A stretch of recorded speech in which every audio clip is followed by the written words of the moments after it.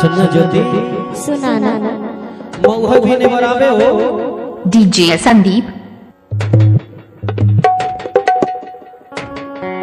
सुनना सुनाना ए ज्योति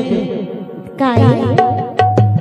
मऊहा भी ने बाहर आते कहा मऊहार मां हाँ यहाँ बा पक्का हाँ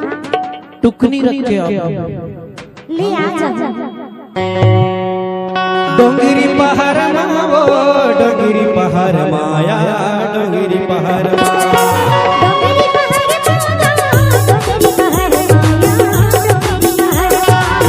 डोंगिरी पहाड़ मावो डोंगिरी पहाड़ माया डोंगिरी पहाड़ बांस भीरा कट कटावे चिरे चंदन चाहता कोई दीवाने ना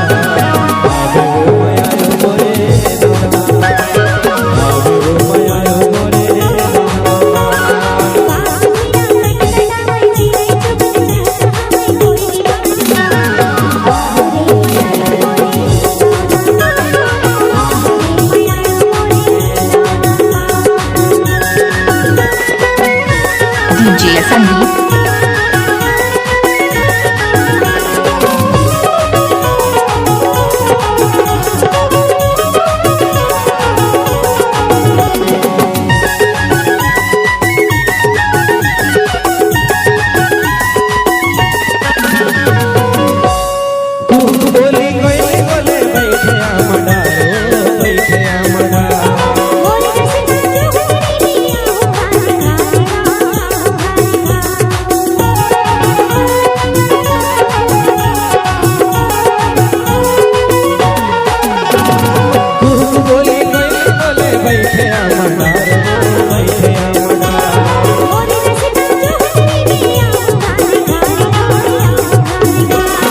बन